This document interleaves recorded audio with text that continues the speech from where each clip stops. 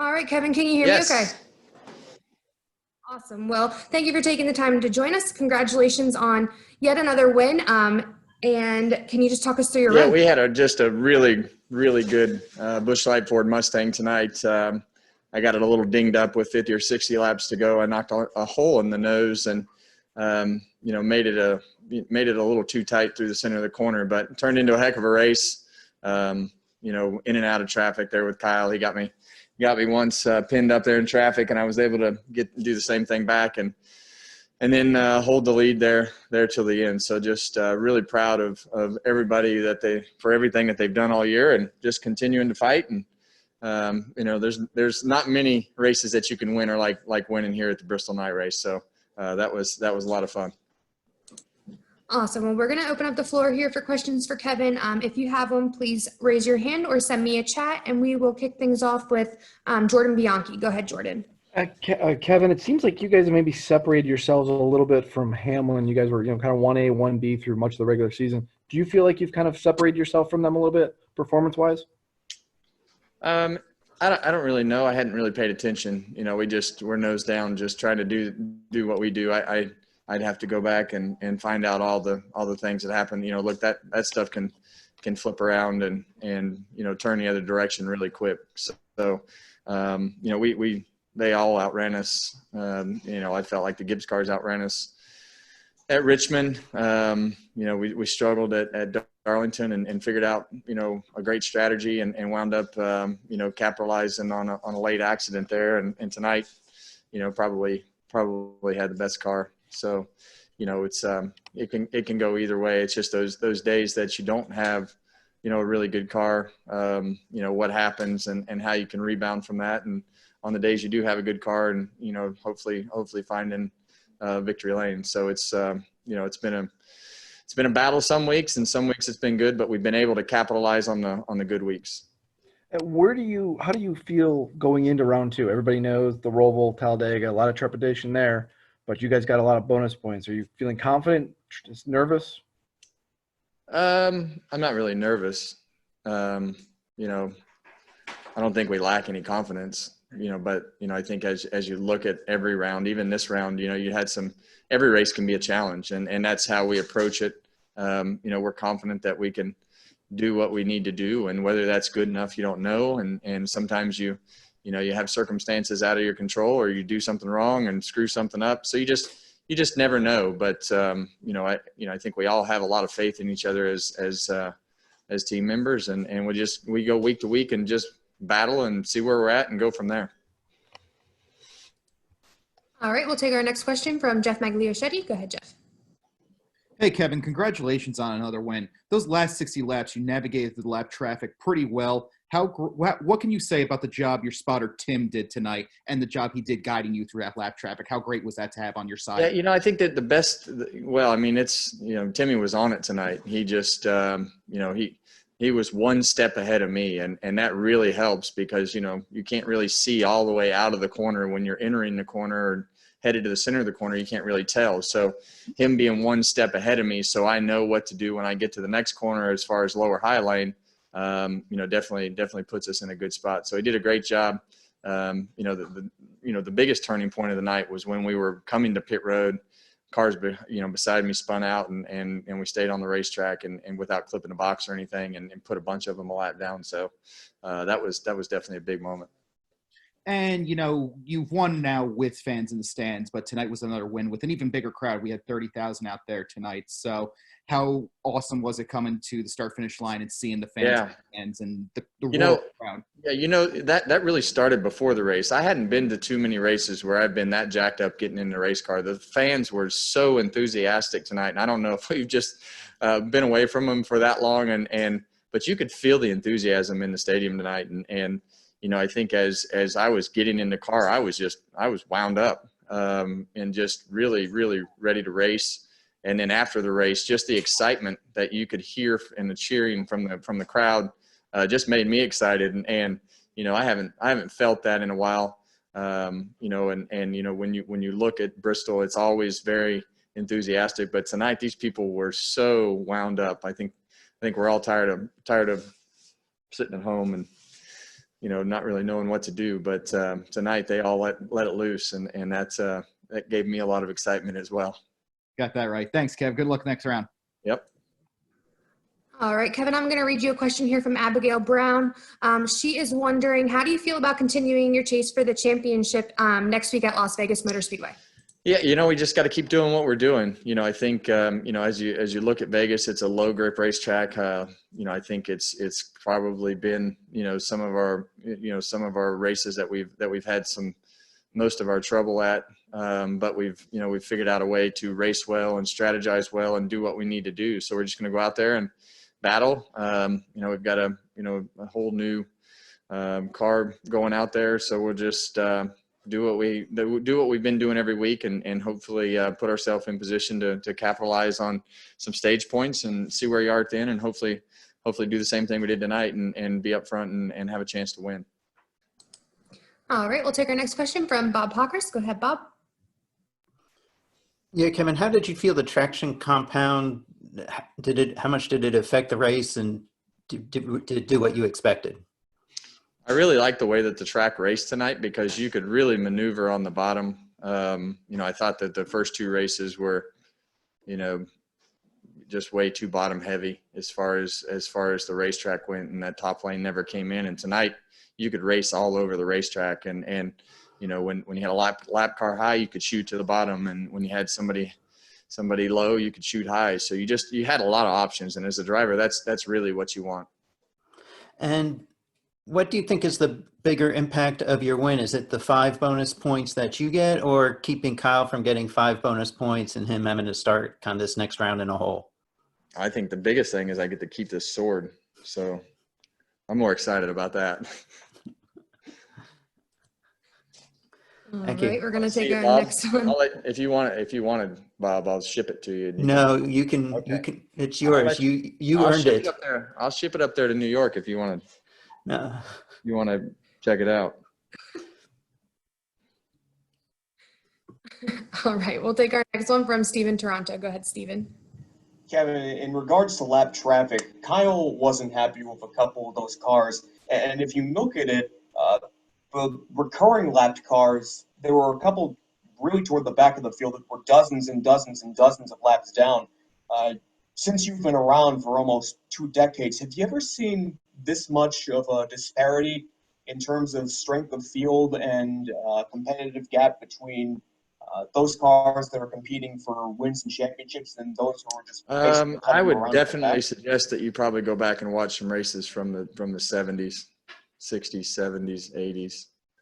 There'll be a ton of cars a lap down. That's just kind of the way it goes. I'll do that. All right, and we'll take our next question from Mitchell Brewer. Go ahead, Mitchell. Kevin, a lot was made about the cushion that you had entering the playoffs, but you proved quickly that you didn't even need to worry about using the cushion, capturing 2 wins in this first round. How important is it for you to stay consistent throughout the playoffs like you did in this opening round? Yeah, I think for us, you just want to keep doing what you're doing, right? So you don't want to get out of rhythm. You don't want to start thinking about what could happen or what did happen. Just go and do what you do on a week-to-week basis. Climb in a car, drive it as hard as you can. The guys are, going to put what they think is the best setup in the car for that particular week. And everybody wants to achieve the same goal. So nobody's trying to, have a bad night or a slow car. I mean, everybody's coming to the racetrack trying to do everything that they can. But the thing I can tell you is, when things aren't going 100% correctly on a race weekend, we got a great group of guys on pit road. We got a great group of guys, back at home helping us and on the pit box and doing all the things that it takes to try to climb back in the race or strategize our way back in the race. So, sometimes those weeks, and I think Darlington is a great example of that. We just kept ourselves in the race and wound up in a position that, capitalizing on winning a race so that we weren't, really in contention to win. So, it's you just want to stay in rhythm. It's kind of like basketball or football, and you look at the teams that get the first week by and then they go to the next week, and it always makes me wonder if you wouldn't just rather keep playing to stay in that rhythm, because I know for us staying in the rhythm and just thinking the same way that we have all year is the best way to do it for us. All right, we'll take our next question from Dustin Long. Go ahead, Dustin. Thank you. Kevin, a lot of people want to look at the second round and talk about all the potential pitfalls. You've always talked about looking just one race ahead of time. And I'm curious, how did you get that approach? How tough was it to kind of focus on in this playoff system where it can be easy to get wrapped up? And do you see other people getting wrapped up with, oh, look at, here's Talladega, here's the Roval, here's all these bad things that can happen. I have to do more at Vegas type of thing. Yeah, I think for us, it's you just don't want to read. You don't want to read anything that's happening in the sport. Honestly, at this particular time of the year, you just want to keep your mind as clear as possible. We've made a decision of how we want to think and what we want to, talk about and pay attention to, and it's us. I know that sounds selfish, but the thing that I can tell you is it's way less mentally exhausting than worrying about where you need to have a good race and where you need to have a bad race. It's how do we get the most out of this week? And, once you start the race, it's okay, what do we need to do to our car?